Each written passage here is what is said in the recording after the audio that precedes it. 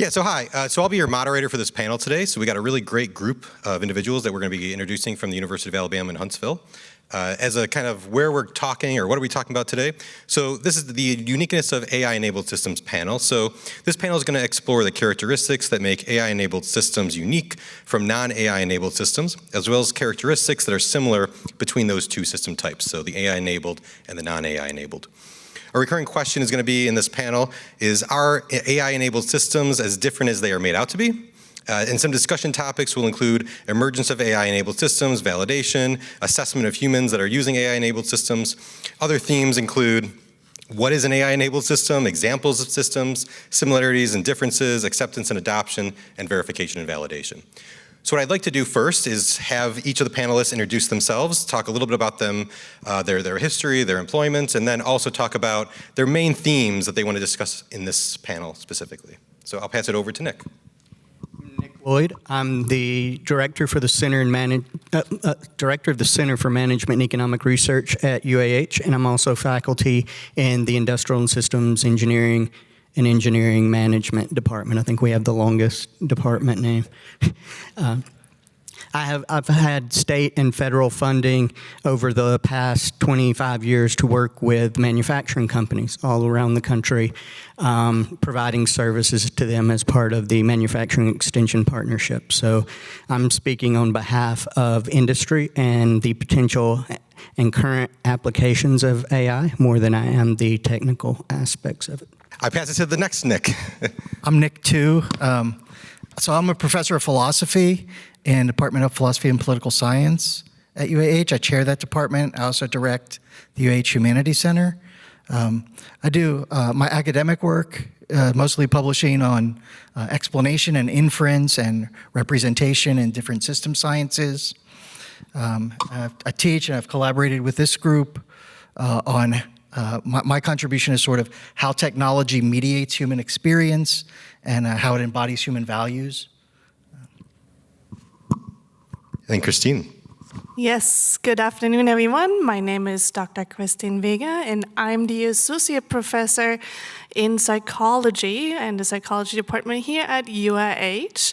So my work focuses specifically on the human side of things. The most important part, I believe, because human is the center for what we also use or not use, but where we develop systems towards, right? So my specific focus is on the socio-technical side of things. How do we look at an organization? How do we look at the social side?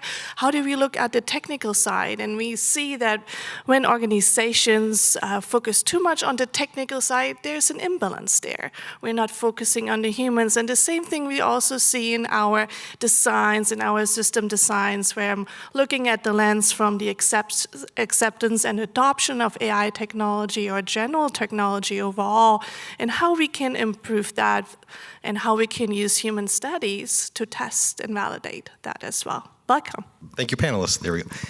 So as you can see, we have a pretty interesting group of individuals here, all from different disciplines, from engineering and philosophy and from psychology. And that's really because the challenges that we're seeing in these AI-enabled systems really encompass this interdisciplinary challenge. And so we need interdisciplinary groups to really start tackling that. But before we get into those challenges, we want to first understand what is an AI-enabled system. So I will throw this one over to Dr. Jones, with the question of what is it for a system to be AI-enabled? Yeah, so I guess the way I think of this as to be AI-enabled, the system would have some capacity to engage in something resembling decision-making. So our colleague Rao, that could not be here tonight, I think he had this insight that really it's more of a spectrum than a binary. So like you have simple input-output processors like calculators on one end, and then on the other end of the spectrum you have fully autonomous systems, and in the middle you have on the AI-enabled side. And in the middle, there's a wide range. So for example, like early symbolic AI, I don't know the history, if you guys know history, but there was a famous thing called script applier mechanism, sort of like an AI to extract narratives or answer questions about narratives that was very rule-based, but it had complicated decision trees, and it could make some inferences. It had an inference engine in it. And then sort of there's this connectionist kind of AI. The early example of this was in Kristin's discipline. Rosenblatt made something called a perceptron, and this is something that has factors that you can weight them, you can update the weights. So it's just more complicated, it's more dynamic kind of inference and updating to the inference. Would you like to go on the psychology side of that? Yes, absolutely. So from a psychology side of things, we basically think about it or perceive it that an AI system has some, or as an output, resembles like human-like capabilities, right? It can make decision, it can talk to me, it can understand what I might want. So at the end of the thing is something that resembles our human capability in some formal way, so to improve performance or to interact with. I'll jump in on the systems engineering side. So how we would view an AI-enabled system would be something that makes a decision. So as soon as a decision node is present in our systems model, we would label that as AI, and then we would have to design for that. I'll jump on to our next question. I'm going to throw this to Dr. Loyd, and that is, could you provide some examples of some AI-enabled systems that you might have seen in your work experience? Sure, I'll provide a couple of examples and then a couple of places I've seen where it could benefit from the opportunity that I haven't directly been involved with. But in manufacturing, one of the biggest benefits is in the area of preventive or predictive maintenance, the upkeep of equipment. The traditional way of doing that is to manually collect data, like literally have operators collecting when equipment's down, maybe logging the reasons, usually not. And then we got to the point where we could use SCADA and pull data off machines, but then that became very overwhelming. Now companies had data, but didn't know what to do with it. And so it just sat because it involved, either it sat or it involved people staying in the data, laboriously categorizing it, analyzing it, putting it on graphs. And what I see now is the ability to pull that data off, use AI to not only process it, but categorize it. Say, here's your major reasons that this piece of equipment, or if I've got 40 molding presses, here are the major reasons that these are down. Prioritize them, and then that can drive problem-solving decisions.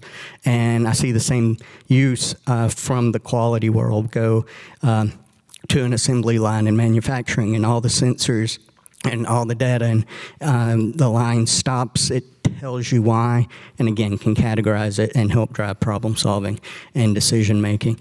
And an interesting application outside of manufacturing, at a maintenance symposium right before COVID, I think, the head trainer for the University of Alabama was speaking. Weird keynote for a maintenance conference, right? Until he was explaining that, hey, we have 100 pieces of equipment to maintain, football players. And he was talking about how they attach devices into their shoulder pads during practice, and at any point in time, they could see how fast someone's running, their hydration levels, and adjust as things go, and how beneficial that was. But then he also said, and I see this potential with AI too, he said, it also helps in the management and leadership of the players. A player can come up and say, hey, why am I not playing? And they can pull up data from when Derrick Henry was playing and said, here's where he was performing, here's where you're at. If you want to get to that level, we've got ways to get you there, and kind of set an individual development plan. So those are some of the direct experiences I've had. I could ramble on. On the periphery, we've looked at with companies having virtual reality training to easily simulate environments, especially ones that might be difficult to access all the time, like a submarine engine, to be able to simulate that to develop maintenance skills. Making the team of Derrick Henry might be a lot to ask. From the system engineering perspective, I think this is, everyone in the room understands that AI is not new, right? We've been dealing with this for decades. In my background is control theory, and so we've been dealing with it since the 70s and 80s. And so a lot of it is just that it's more present. More of our sponsors are recognizing that this is something that's important. ChatGPT is opening it up to all of our students having access to it and the fun of trying to grade those assignments. And so it's more of understanding this is what we've done in the past from the last 40, 50 years, and being able to leverage that and to understand, to verify, to validate, to assess these different systems that we're going to be seeing in the future. The next question that I want to jump to, I'll throw it to Dr. Jones first. And the question is, from the perspective of a human using or deploying the system, how are AI-enabled systems similar to systems that are not AI-enabled? So I want to, for this one, I want to give you two distinctions because I like concepts, and so maybe two different ways to think about things.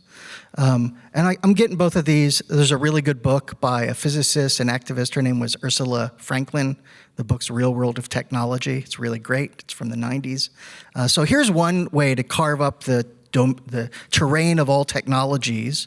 You might distinguish between work-related technologies and control-related technologies. A work-related technology is something that makes an activity easier. So for example, an electronic typewriter is a work-related technology. It makes it easier to type things compared to a mechanical typewriter. And you might contrast those kind of technologies with control-related technologies. Those let you have more control over an activity. Don't make it easier, just gives you more control. So for example, really simple example, you might use a clock for timing when you're cooking, or a thermometer to control the internal temperature of meat that you're cooking. That's a kind of control technology. It doesn't make it easier to cook, but it gives you control. I think AI-enabled systems here, they come in both types, but one difference, just like all technologies, they come in both types, but they're sort of more drastic in the promise of them. So I think often when you hear marketing about AI-enabled systems, they promote the work-related promises. It's going to make things easier. Here's how. But also, I think people that have anxieties about AI-enabled systems tend to focus on the control-related aspects of those. So, for example, how are they going to increase surveillance or add managerial oversight to things that didn't have oversight before? I'll give you an example of a system I worked with about a decade ago. This was with some people in modeling and simulation, I think before you all were at UAH. But the military, the U.S. Army here asked for a proof of concept. What they wanted was to give decision support to military commanders on the battlefield for here's some potential courses of action you might take. And they wanted a decision support tool, now we'd call it an AI-enabled system, that would help them rank potential courses of action in terms of what's better or worse in terms of like ethics-wise. This is better. So we did two systems. These were both the intent of these was to make something easier for the military commanders. You don't have an ethics advisor on board, but here we have a tool that you feed into it. One of the models was like observable things like how many treaties would this action violate versus this one, or how many buildings do you think you'll blow up, or how many lives do you expect to be harmed or lost? Just a whole bunch of factors in, and then we were calibrating this. Again, we had some sort of ethics and military experts come in. We're calibrating this system against those people. So that was meant to make it easier. You can imagine a similar use in a hospital if you want a bioethics advisor, but you don't want to pay the person kind of thing. But it does have this danger of shifting that sort of more standard technologies don't have, of shifting from sort of work-related to control-related. I think once you have a tool that does a decision, there's a risk of treating it like a person, and you defer to it in a way you're not tempted to defer to your TI-86. I'm old. So that's one. Maybe I said too much. Maybe I'll stop there. I'll bounce a question back to you, and that's about the ethics. Do you think there's different ethical considerations for an AI-enabled system compared to a non-AI-enabled system? So I think in my discipline, in my world, a lot of people, when they think about ethics about AI, they're thinking about how can we evaluate the product how can we evaluate how it performs? Where I think all the interesting action is how can we build the ethics into the design? And there, I think there's ways to build value into any kind of technology. So, for example, on our campus, we've got public benches, and if you don't want homeless folk to sleep on them, you put slats like we have to make them uncomfortable to sleep on. So it's building a value into the technology in a way to encourage or discourage certain kinds of uses. I think with AI, since it's making decisions, it's more complicated than that because the outputs can, I think if they were sort of widespread, if people came to trust these systems, there's a tendency to defer. Oh, this has been trained with expert input. I'll defer to it in a way I won't defer to a bench. So there's this kind of human relation that you have with the AI system where ethics is important, I think. So I'll throw the next one to Dr. Weger, and this bounces off of what Nick was saying, as well as a different topic, but it's about the interactions with the human and those AI-enabled systems, and how is that different than a non-AI-enabled system? So how is it different? I think we kind of touched on it a little bit, is that at one point, and it's depending on the level of automation that we're talking about, right? If we're talking about first level of automation where the system is doing something but I have the ultimate control and I can make the decision and I have to push something in order for something to happen, versus then a full level of automation where the system is doing everything, then my behavior is changing based on what the system can or cannot do or is feeding back to me. So in that, if we have that interaction, I then start to develop a relationship and a level of trust. And that could result in something like overtrust, where I rely too much and I believe the data or the output way too much, and I'm not double checking. Because what we see is sometimes, especially younger users, might take it as it's being spit out. And I'm referencing ChatGPT. If you type something in, you get something out. And you might even ask for a reference, and you receive that reference. If you go down the path of checking the reference, suddenly ChatGPT is telling you, I could not find that reference. That reference is inaccurate. So the interaction now is based on not only the trust, but how the system is designed in its user-friendliness. The more user-friendly it is, the more easy it is, the more I also believe in the system. It can provide me something unless it's showing me different, unless it's suddenly not reliable and there's an error. And then I'm being woken up or shaken a little bit of, oh, I thought it's going to do this. Well, it didn't do it, right? It didn't complete the task. And I think it's like it will come to a relationship like we have with human trust or human relationship building.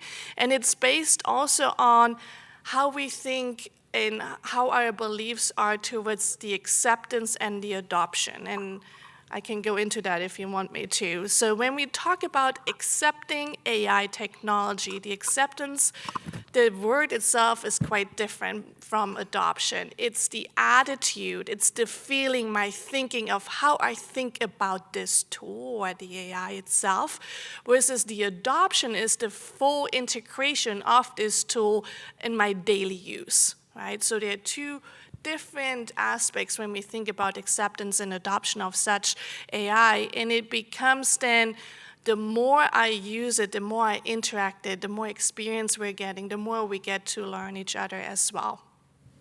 Thanks, Kristin. I'll give an example that kind of bounces off of yours. So from the system engineering world, we've been getting asked from the Army to start looking at using AI to help us build requirements, right? So we have these massive documents, and hey, ChatGPT can do something like that.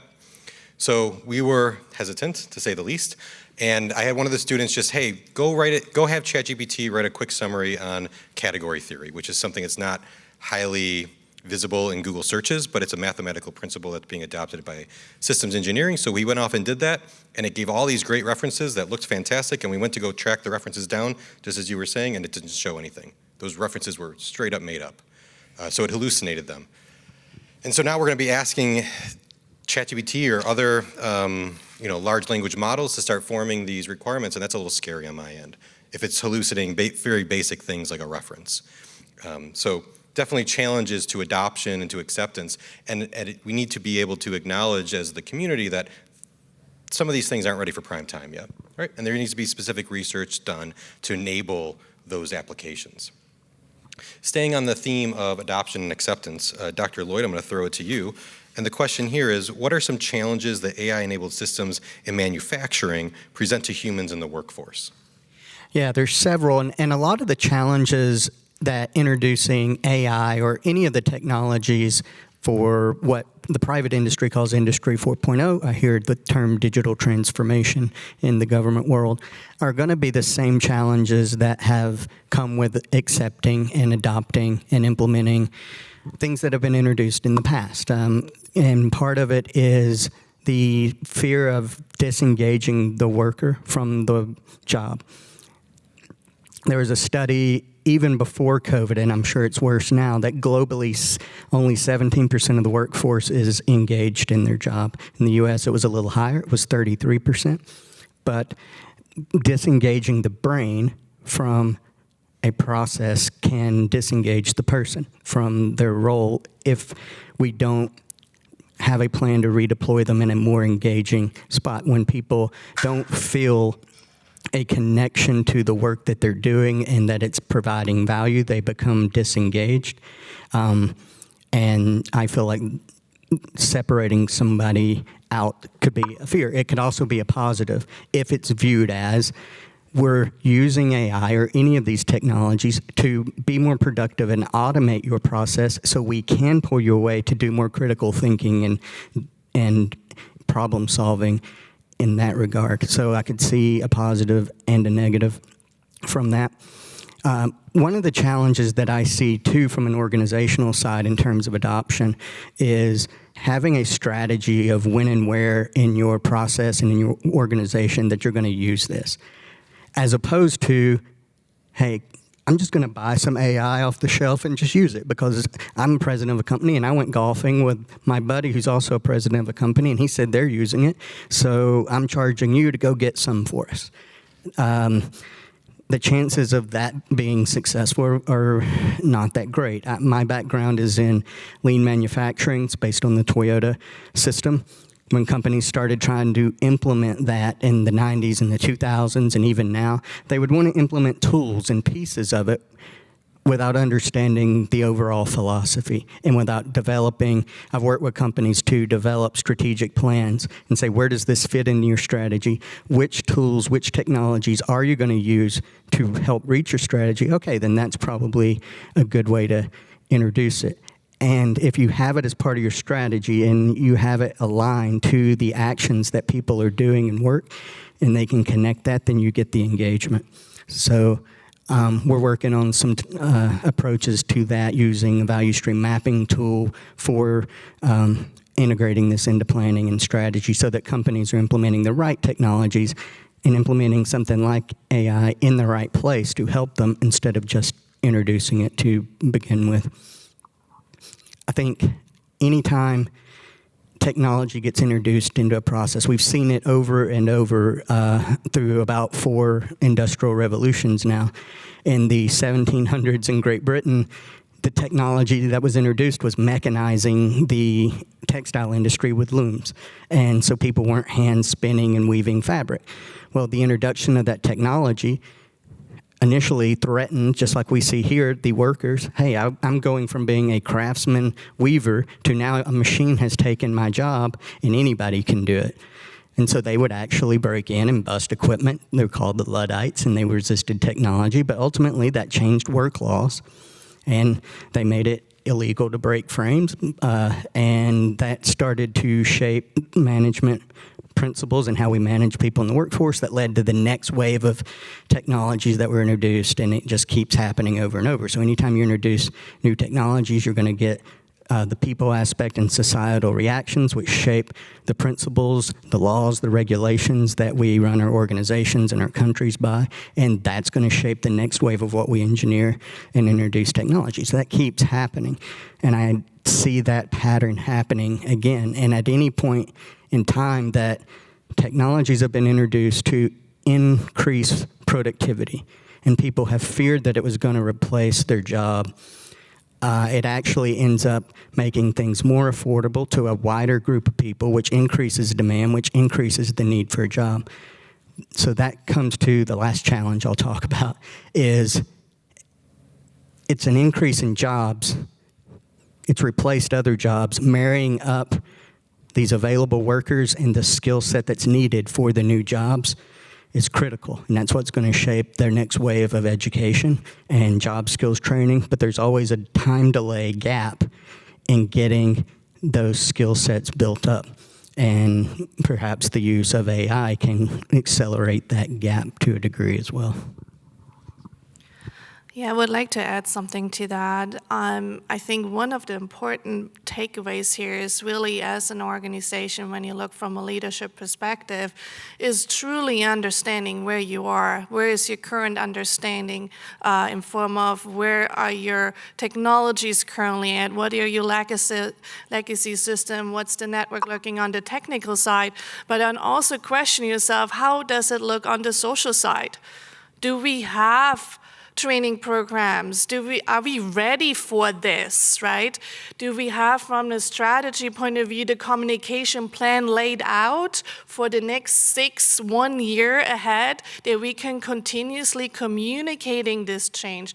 Because introducing new technology is basically change management when we're thinking about it. We're dealing with the people who are using the technology at the end. We want them to be involved in that process of defining it also themselves a little bit, so they get the autonomy back and getting those first experiences with maybe the new robotic system, right? With the new AI, what we want to use in our finance sector, with something else, but making them part of it from the beginning and communicating. I always say 3 times communication. That's when somebody is starting to listen. That is what an organization needs in order to be successful at one point to transform. And that transformation is not led out of your project office. That transformation is led by you as a leader and not by the project office delegating it. And I think if the leadership doesn't stand behind it, then we are seeing a lot of failures in how change is being done and how this technology is being introduced. And as a cheap plug, to enable this change and to build the skills that is needed in the workforce, universities and community colleges are great places to learn non-tool specific skills that might be able to be useful in those areas. And the last theme that we want to talk about before taking audience questions is going to be verification and validation. So Dr. Jones, I'm going to throw this to you first. And so the question will be, from the perspective of human trying to verify and validate the system, how are AI-enabled systems similar or different to systems that are not AI-enabled? Yeah, so I guess when I think about this, I think verifying and validating any technology, I like to focus on 2 broad challenges. One, I'll call it like a challenge of control.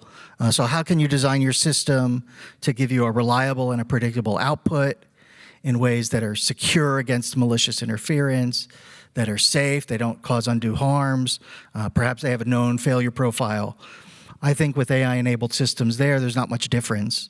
But the second challenge, I call this one like a challenge of value alignment.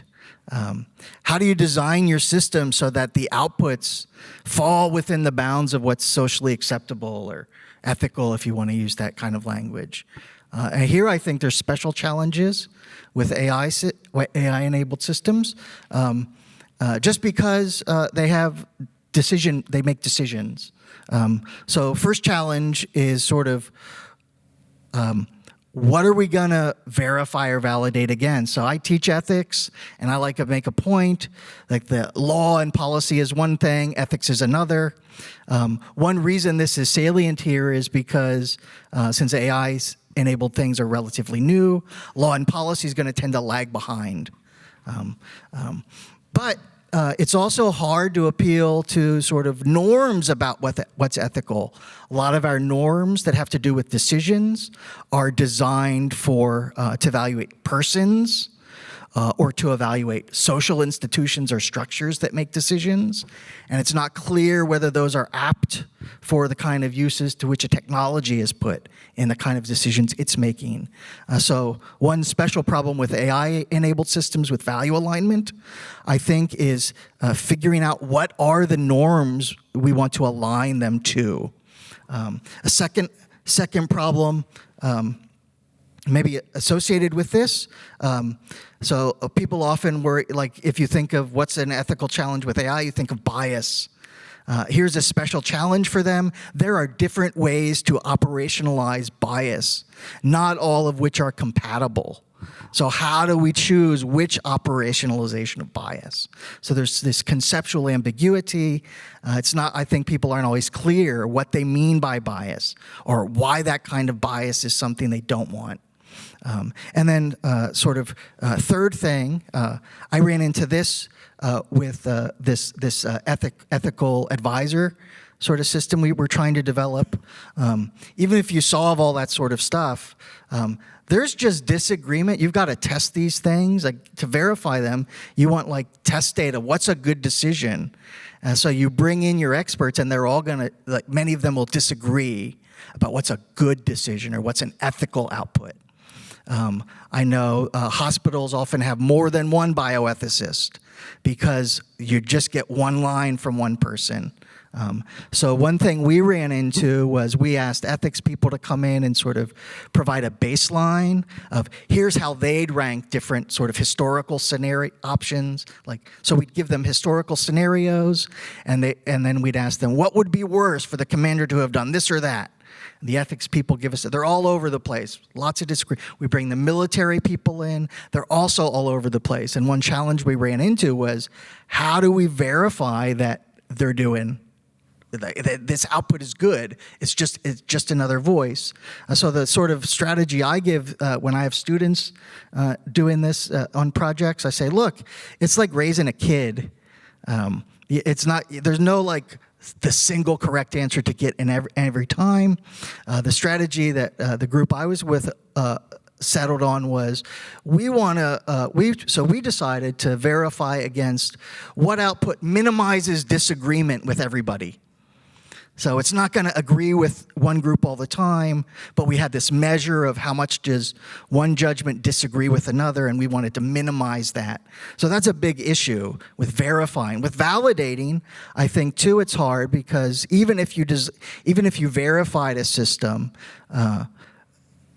because they're so or they have the promise to be so powerful, I think of AI-enabled systems as like they're more like training artisans or craftspeople than they are, because when they go out, they might be in really novel context. There's only so much test data you can get. And so if I go to my colleagues in the art department and say, how do you verify that this person's a good painter? The procedure's really messy. And I don't know that engineering has the capacity to operationalize that. But there is a procedure. So I think that's a special challenge with AI-enabled systems. It really resonates with me of how to verify a system ethically or by their decisions really relates to how we would do it with a human being as well. Dr. Weger, I'll throw a similar question to you. How should we assess humans in using AI-enabled systems, and why is it critical for system effectiveness? Yeah, so I want to start with when we were looking at the study at the acceptance and adoption of AI technology, what challenges came out were ease of use, transparency, reliability of a system. So when we look at those three highlighted topics here, how do we test for ease of use? And that's very early on in the design of the AI technology. even in the concept phase, bringing the user in early on so that we can see how are they interacting with it, even if it's just paper prototyping, okay? How is the information, when we're talking about explainable AI and information presentation, where the AI is giving us back why they made the decision they did, how are we now going to present that information? In what way are we going to present that information? Is the human able to understand that information as well? So human testing, usability testing, getting feedback from the users in a really cycled way of being able to integrate that from a development point of view, use the iteration to learn from it, and then do it again. That is something where we can say we're now developing with a human-centered approach, right? Now we're human-centered in how we're developing the AI, making sure humans can use the AI and interact with that as well. What we also saw in that study was, and it was a military sample that we had, but at that time, and it was only 2 years ago, only 29% of who we interviewed were only engaged in system development or were asked about of their preferences towards system design. So that leaves a large number of not being involved yet, right? And there was a really urgent request of please involve us, and it was 97% who said we want to be involved when AI technology is being developed. We want to be that user base. We want to give the feedback to develop sound systems. Thank you. And to bring in the engineering side of things, one of the things that we've been looking at through the interdisciplinary team, so a lot of us are working together on different Army grants, and one of the aspects that Army has cared about recently has been emergent behaviors. And so how are we going to deal with the design and the maintenance and availability and all these different things associated with these AI systems if they have this emergent behaviors that we have to deal with? And so we did a pretty big study trying to understand, well, what do they mean, though, by emergent behaviors? And what it really comes out is that even these AI-enabled systems, even though they have these emergent behaviors that you didn't expect and it just happens to occur, we have those things with human systems as well. And so the way that we deal with them with human systems can be applied to the AI-enabled systems, and we just have to be able to understand that. So this goes back to the ethical examination of them and comparing them to just a regular human, and the way that we train a human is oftentimes the way that we can train an AI-enabled system. And if we're not going to put the time and effort into training those AI-enabled systems to do the behaviors that we want them to do, then it's on us, right? It's the same way if we didn't train a pilot to pilot the aircraft, it's on us. And so we have to be careful there about blaming AI-enabled systems to have these inherent characteristics when in fact all of our systems that have a human have those inherent characteristics, and we just deal with them and train them and give people licenses and all these things already. And so we have to be prepared to do that as these AI-enabled systems start cropping up more and more. So with that, I think we want to pass it over and have you guys ask us questions. The general themes that we talked about today was what is an AI-enabled systems? We talked about examples of systems, similarities and differences between AI-enabled systems and non-AI-enabled systems, the acceptance and adoption challenges of AI-enabled systems, and the verification, validation, and assessment. So directed to everyone. And this question is sort of in the context of the current large transformer-based large language models that hallucinate.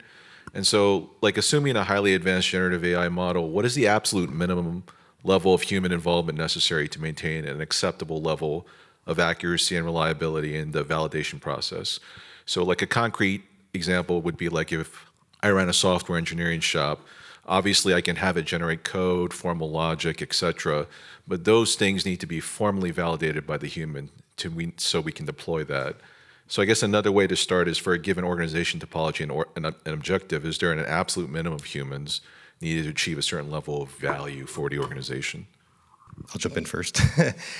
So that's a great question. So it was asked also by the Army about 3 months ago, and they asked me, well, what kind of responsibilities would you associate with ChatGPT at its current state? I mean, we're talking middle school, elementary school level. So if you're not comfortable having a middle schooler write that article for you and just trusting them, go for it, right? But what I'm telling all of my students that are looking to work with this on their research projects or in their dissertation, PhD work, is you better be reading every little detail, And you are its supervisor, and you need to watch everything that's coming out of there, because I wouldn't trust much of anything that it writes. I think it's great right now, the current large language models, for grammar, for edits, for ideas, but I would never trust it on my end, as my world, as essentially an Army contractor on lots of these grants, to ever just produce something and just go for it. So I put it at a elementary or middle school level student, and I need to watch over them like a hawk. And I would question, how good is the quality of your data, right? What goes in comes out, basically. So that's where I think the human in the loop is there. We need to really look at our data, of whether we're capturing the right data, of whether the quality of the data is good that we're putting in, basically, or that our training sets, right? Where is it coming from? Is it our specific sector? Is it specific to us, or could there be potential biases involved within our data set, right? So we can see that depending on where the data set is coming from and what are we feeding it, the AI will generalize, right? And there might be some trend towards one side over the other. We can say, like gender, for instance, being more male-oriented and female-oriented, or just making a lot of assumptions. So that's what I see happening currently. There's a lot of biases and assumptions that are coming out.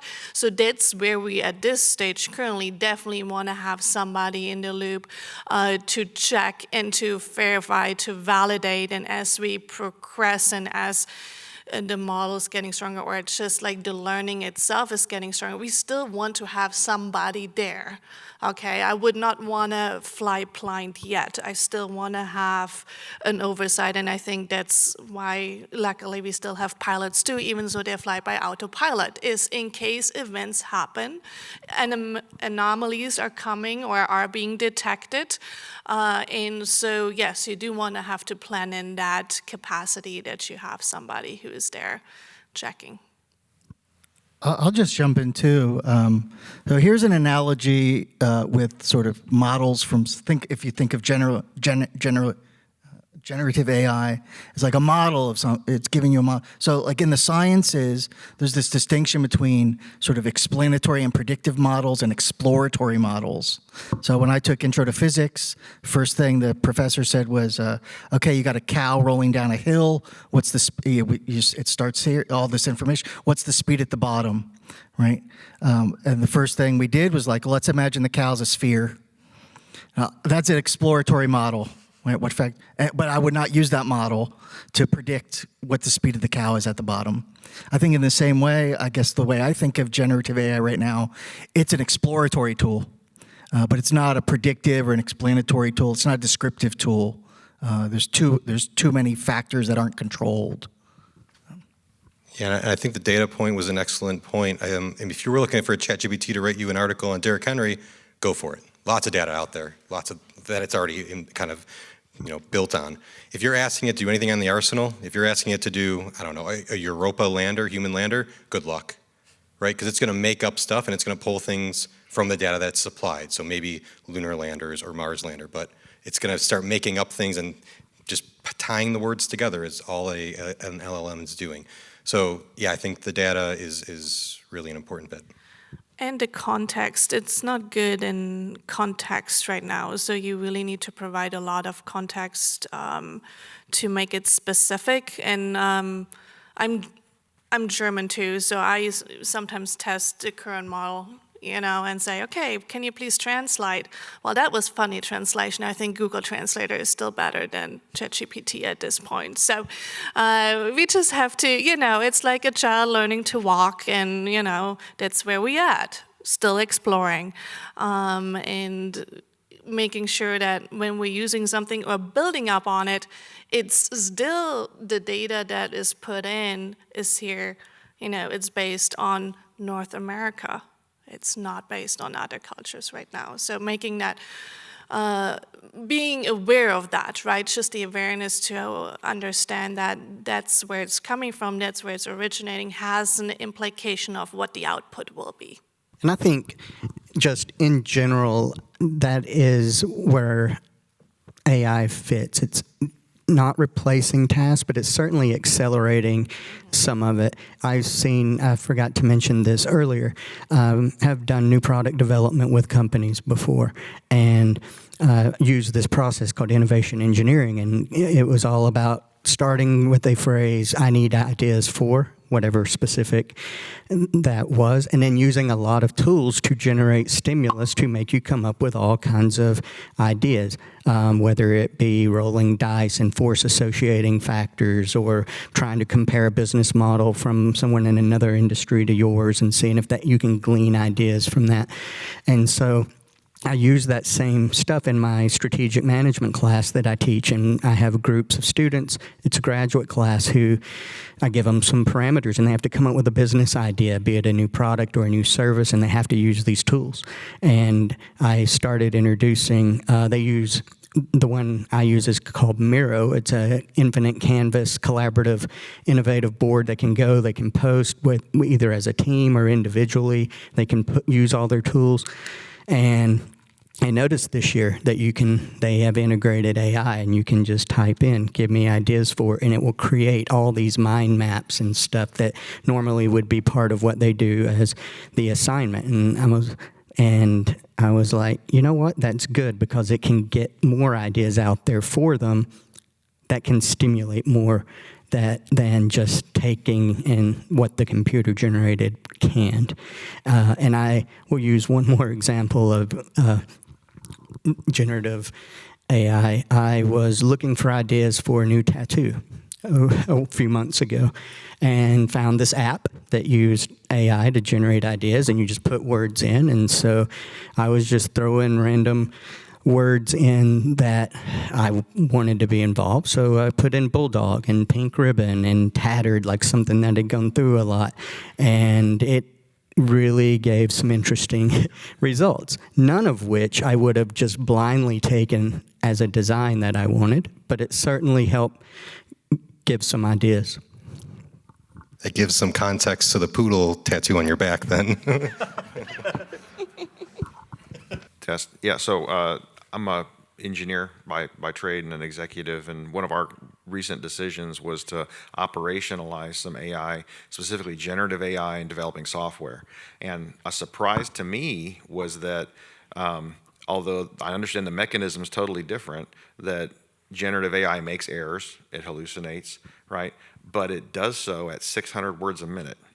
And so what I found was that the same methods that we were using to find human error and control and provide quality product with software, peer review, right, and accountability. You are the lead programmer. I think this morning's speaker, Andrew Miller, made mention of, yes, you have these agents, but you are the attorney, and that is the intern, and you are responsible for this work.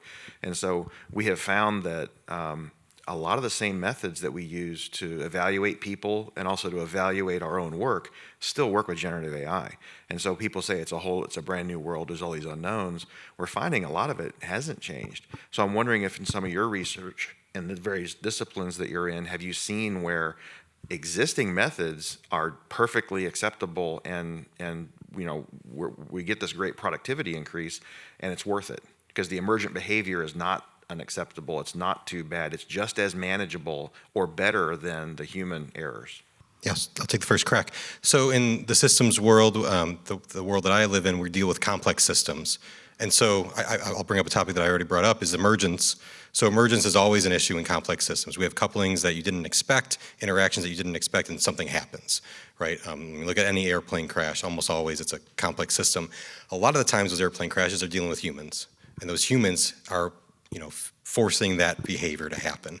Same thing for an AI, right? So the AI can have those issues as well. The way that we capture and look for emergence in those complex systems, things like design structure matrices and simulations and whatnot, exactly the same thing that we would do for an AI-enabled system. So I resonate very well with what you said, is that a lot of the tools that we use to look at humans is the same tools that we're going to need to look at for AI-enabled systems. I would love to hear the psychology perspective on that. Yes, I was just thinking about it, because the same way we used to assess interfaces, GUIs, still applies for AI as well. We're still holding on to the same principles and the same, from the same models. If we're talking about, human error modeling and all that, those things haven't changed yet. And the application has been shown to be very promising. Are we developing a little bit further because we're getting better in how information is presented to a user? Yes, we're looking at ways to better support the community through usability or experimentation with humans in the interaction with the AI. But generally speaking, our methods have not changed, and we can still apply them to AI as we did to the others too. I'll say a thing. So I haven't done a lot of this work, but I read a lot about it. So one thing that the philosophers are involved in with AI, for inferences, there's a kind of, there's different systems of logic, different principles for making inferences about obligations and permissions and what's forbidden or sort of this thing. And there's some interest in developing generative AIs that have these principles in them that could okay, here's a whole bunch of legal documents. What am I allowed to do? Right? You take this in, here's the principles, and you spit out to me if I'm allowed to do this action. One challenge it's new challenge. So the philosophers, if you ask them, what are the ways you can reason with obligation? Like just because something's obligatory, does that mean you're allowed to do it? Right? It's just these sort of principles. There's many different sort of systems for these ethical principles. And when the logicians come up with these systems, they're like, yep, here's another one. But when you actually want to embed this in a product, the logicians don't have here's how you choose among your system. It's just they've never gotten into this. But it's to stick it in, say, here's the system I choose. That's a new challenge for them, if that addresses what you're asking. This reminds me very much of a conversation that Kristin and some of the people that you'll meet on Wednesday, Vinitha Menon and Lisa Vagnis and Howard Chen and the whole group that is associated with this Army project that we have going on. And we're looking at command and control systems. And we're looking about how to assess these systems that are going to have AI-enabled bits of it. And a lot of the assessments that the computer scientists are looking at and psychology is looking at and engineering are looking at are just metrics that we would assess any system. And so to say that something is good doesn't change. It's just that the thing that is inputting the data that we're analyzing is different. And that's okay, right? So the challenge then becomes on the computer scientists about creating good systems to then create good, effective measures, the values of those measures that we're going to be assessing. Another thing that I'm reminded about is a project that we had sponsored by the Undersecretary of Defense that Dr. Jones was on. And there we were looking at validation of AI-enabled systems and decision-making. And we started using, the logic is escaping me right now. I can't think of the adjective. I worked around it with words. But essentially what we were doing there is forming the logic that the AI system would need in order to be able to say from our end if it's a valid system from any engineering perspective. And the logic that we were using in order to build that argument is the same logic that any human would use to build the argument about their system that they engineered. So it's all in the same. Some of it we have to start embedding into the AI to be able to produce the results that we are looking for. But I think at the end of the day, the measures of effectiveness are all the same, whether it's human or AI. I think the AI can just add and give us more metrics back of how well we're doing and how well we're the peer reviewer at the end of the day. Yep. Actually, I'll follow up on that a little bit. What I'm interested in is trying to figure out how to frame this question. As a software developer, documentation writer, I use generated code a lot. I use LLMs that generate documentation, and I apply a certain amount of review to that, knowing what system it came from. I take documentation that is written by people or code that is written by people, and there's like an implied trust there. Same thing, like you may write something with GPT, and you may you check your references. However, if you see something coming from, let's say, a news personality on TV, you don't go check their references. Back to the Army thing, we may be making recommendations from automated systems, and we're teaching, people are learning to check the references, check everything. Do you see something moving on where our interaction with AI-enabled systems changes the way that we interact with the people we're connected to where we actually get so used to this pattern of checking references, of looking at code differently, it may kind of build into our psyche that this is now our way of doing this in the normal mode. And then we're like, do you think it would change our interactions with people? Yeah, to ask a group of academics that question that we're used to peer reviewing everybody, it's a challenge. So one of the topics that we were working on in the Army project was trustworthiness of the system, and how do you generate that trust with that AI-built system? So specifically, we were looking at like command and control systems or missile defense systems for the projects that we were working on. And there's a lot of work there. There's a lot of work from the psychology group. Dr. Tenenfeld and Dr. Vagnus and Dr. Weger were focused on that effort. So I wonder if Dr. Weger can speak a little bit about trustworthiness related to AI-enabled systems.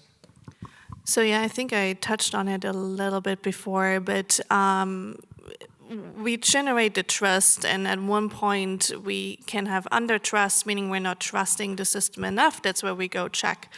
And we're not basically believing in the system, or we not even use the system because we know we can't trust it, or it's not reliable in the outcome of what we're trying to achieve. Or it is this over-trust where we're trusting too much and then we're not checking, right? And then suddenly errors occur that might have devastating effects in that. So that is, it's a fine line. There's a lot of research that has gone out on the levels of trust and how the trust is formed, that the trust needs to be there. But there are also other individual differences that we are needing to take into account as well. And I think they're becoming now more important with what we, after this, started to research a little bit more, is like the level of experience, the level of self-efficacy. Am I seeing myself capable of using this system? The level of trust is one of them as well. I'm just thinking about all the different ones. Our age, our knowledge base, as well as how engaged we think we are with the system. That's also a part of it. And how we learn. So we can think about our own learning style or cognitive thinking style. Everybody is coming from a different area. You grew up in a very specific way. There are family values. You were brought up in a specific way. So basically, we're all different in how we think, how we feel, how we learn. While we can make generalizations. There's, yes, older adults still like to have a manual versus the younger adults like to learn by trial and error, and it's just tipping around, right? But there are differences. And when we're now thinking about those systems, and I'll come back to your question in a minute, is if we're starting to personalize those systems, meaning if the system or the AI can pick up on what our learning style is, on how much we have engaged with this system in this certain way, then the system can adjust to a level that we can really well communicate suddenly with each other. We're understanding each other. Even myself, I say now I trust the system. And when the AI is then feeding me back why they made a decision they made, my trust will grow, right?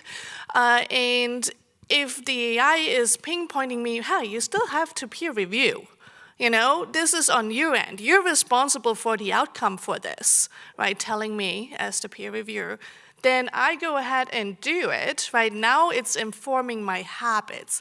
And we're as humans, we're driven by our habits. So if the AI is communicating in a certain way over and over again, it's like brushing teeth in the morning and the evening, hopefully in the evening too. So with that, we are being driven in a certain way of how we're behaving, and we would then also elicit and show that behavior at work as well. So it's basically informing and could inform all ways of how we work and how we interact. at least slightly. I'll jump in on the same line. So one technology I like to think about is timekeeping technologies like clocks. Totally transformed how we relate to other people, because I can meet you at a specific time instead of when the sun is high or when the sun goes. And I can people can arrange work days by hours worked instead of sun up to sundown. Right, so that totally, I think that changed lots of human relations. The thing I think about with generative AI that's giving language out to you is, one thing I noticed about I have 2 little boys, and they like to watch YouTube, and they started talking like YouTubers, right? So I think this is maybe to amplify a point that Kristin was making, but also I think of so if you go to this AI to learn things, it's got a style of responding. Here's a challenge that goes into the background of learning from different people, like different styles of teaching. Something I struggled with going through school. You've got the teachers that make sense to you and the teachers that don't. So you don't. I think that's something that's going to recede. If people use AI to learn or generate ideas, there's different, this is just a really common tool. But I expect that something that will come to the foreground is maybe the standardization of how we decide to talk to each other. I don't know. There's right now there's a verbosity to it. Maybe people just get more verbose because that's the learning they're consuming. I don't know. I'll add one more question. So I'm a big advocate for, one more answer. Big advocate for human in the loop, and the issues that I see is that there might be an overdependency on these AI systems as we move forward. I'm seeing it in the classroom. I don't know if you guys are seeing it, but students are using AI to write papers, and then we're given tools that tell us if that paper was written by an AI. And those tools are not right. I don't know if you guys have used them yet, but they're horribly wrong. And you can jump on any, Reddit forum of students groups, and you'll see complaints that, hey, I actually wrote this paper, and I got, an F on the assignment because my professor thinks I wrote it from ChatGPT because the tool was saying so. And that's an issue. So not only is it on the writer of the code in this case, but it's also on the reviewer not to use a tool to then use, to review that they need to be actually reviewing it or at least monitoring the review that's happening. I fear where this goes with journal articles and whatnot. If the writer is a ChatGPT and an AI is doing the review and then the AI is doing the editor's role, where does that really lead us, right? Because there's biases and there's flaws along every step of that chain. And so it's critical that we have the human involved in every step of that chain to be able to catch those biases and those errors that those different AIs can produce. I've heard it all throughout the day, and especially a lot with y'all four. But what do y'all define as trust? Because, do y'all consider it in a human sense of hey, I trust that guy? Or as in, earlier today I heard it defined in a security sense as that's trusted so we don't touch it. How do y'all, with your different industries, define trust? That's a great question. So the Army asked us that 4 or 5 years ago, and Dr. Nate Tenenfeld did a study for 2.5 years trying to understand all the different measures and different perspectives that you can have on trustworthiness. The term that he was using was trustworthiness, but it's the same idea. And it's kind of everything under the sun, depending on your perspective. So as an engineer, when I think of trust, I think that, hey, I can assume that this has a reliability with whatever thing it's going to do of some percentage, right? And so that's my internal understanding of trust.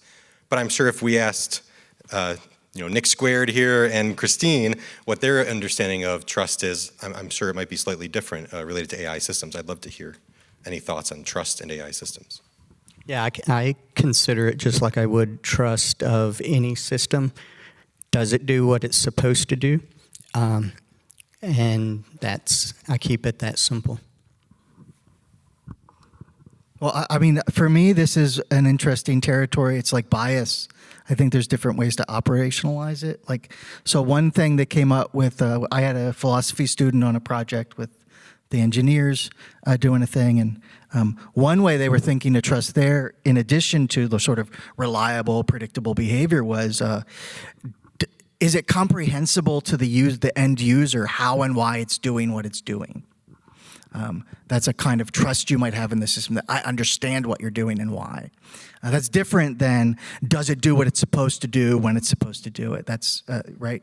So I think there's lots of, and there's a whole literature of many different notions. And if you want to operationalize it, you got to pick which ones you want. So I was kind of thinking of making an example. If we are with a colleague and we're asking the colleague to cover a certain assignment, for instance, right, or a task for us. If we have high levels of trust, right, and we have this relationship built, so trust on a human level is a relationship building piece, that this person will now fulfill my task to my expectation with the intent that I define it to be and the outcome that I envision it to have, right? So sometimes you can think of I like to think of human trust like a bank account, right? And we're all different in how we trust people. Some of you start with a full bank account. You go all out, right? Your trust is here, and you start interacting with people. And then if something is not going as you expect, or the person isn't showing up or not completing your task halfway, your trust is suddenly sinking, right? Now your bank account is halfway. And I always say trust takes a very long time. It takes 10 times as long to rebuild up, right, over time.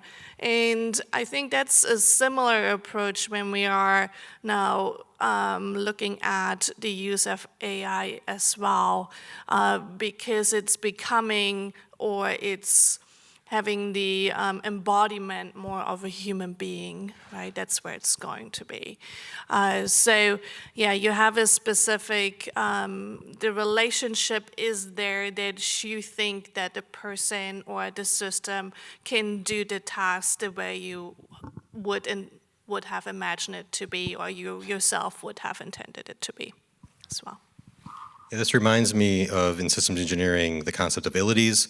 So complexity, availability, affordability, maintainability, all these different ilities, and trust is one of them. And there's been decades and decades of research to understand things like complexity and what does that mean, right? And the conclusion on every time that there's a study like this, and we've been part of a study like this on affordability, is that you just need to define it. Everyone has slightly different views of what this might be, and you can't go into a room and just say, hey, we're going to reduce the complexity of the system. Everybody instantly has a different mental model of what that means. Same thing for trustworthiness, right? Everyone will have a slightly different mental model depending on the biases of their upbringings, or the disciplines that they got to, or just their career path that they chose, or all sorts of things. And so what it's important is when you go into that room that you define the word. Hey, I'm going to be talking about trustworthiness of an AI system. Specifically, this is what I mean, and here's some measures, or here's some ways to actually quantify it or operationalize it. And I think that's critical when you deal with any ility, but especially with trustworthiness. Oh, thank you. So, and I'm a computer scientist, so, Dr. Mesmer, you mentioned category theory. I'll start with a comment, then I've got a separate question. But category theory, there's a programming language called Haskell that embraces category theory with both arms. I don't know if you're familiar with it. I would be interested in talking a lot more. Maybe one of our committee meetings we can talk about it. We'd love to, yes. All right. But especially with a philosopher and a psychologist on the panel, to follow up to this question, so I heard it stated that many approach the world not necessarily through a true-false filter, but through an us-them filter. Specifically, can you comment on how do we untangle trust from bias? In one sense, when does trust stop being merely, hey, this thing conforms to my biases? This thing is one of us, not one of them, versus, this concept, like you said, Dr. Weger, good nobbing, by the way, of overtrust, undertrust. How do we disentangle the two, or are they really two sides of the same coin? I'll go first to give Kristin time to think of an intelligent thing to say. So here's my hot take. There's a way of thinking about any technology as like a gadget. Like it does its thing in isolation from any context. I think I like to think of technology more broadly. So like cars, you might think, yeah, they transport you, but only if you build the roads, right? Only if you have an infrastructure built to let it do things. So one thing I think with us, them, bias, what are all these things? One thing that's missing with this, the AI sort of things is infrastructures, social infrastructures, institutions, in which these questions have have been resolved in some way that make it make sense. So like when people are designing automobiles, how they design them is interacting in part with what kind of infrastructure can we build, right? We're going to build, are we going to go through city? How are we going to do it? I can imagine automobiles being designed differently based on different social things happening. So I think that one thing that we're in lag time right now with how do we resolve, what's the difference between this is a good output and I trust it versus this is a bad output because it's biased. I think there's not philosophers talk about this a lot. How do you make these distinctions? But I think sort of society-wide, there's often been to think of these technology as a gadget. It's just either going to do the operation well or not. But I think a lot of the resolution there depends on social infrastructure and institutions, adding some context. Yeah, and what I see beyond this is I think getting more of an awareness and understanding what are the factors that influence bias. I mean, if I'm holding the same bias like the AI does, I will not be aware of the bias that the AI has, right? So developing a knowledge base of, okay, so for bias, what is before bias, right? What is influencing that we are being biased in a certain way? Again, that's the infrastructure. That's where our upbringing. That's influencing to think that way. But then also becoming aware through knowledge generation of what does it mean and how can we go about and disassemble that form, for instance, from trust as well. And the same with trust. There are factors that influence the level of trust, and trust is influenced as well. Just when we're designing a system, we can think of, okay, so what are some things that we see where the trust in the system is diminished by, right? Ease of use, reliability, transparency of what our black box does and why it makes the decision it does. So understanding that, okay, depending on my own experience, that will influence how trustworthy I am with the system because my previous experience was not great. Right? So I'm going already in that interaction with the AI with a preconception that that system is not going to get me where I want to be or what performance I want to have out of that. So I see really the development of the infrastructure around it, but also the knowledge base on how to deal with this. And a little bit I see it on our shoes from the research perspective to provide also the studies and the knowledge and disseminate that knowledge to the community so that you are able to understand and implement that.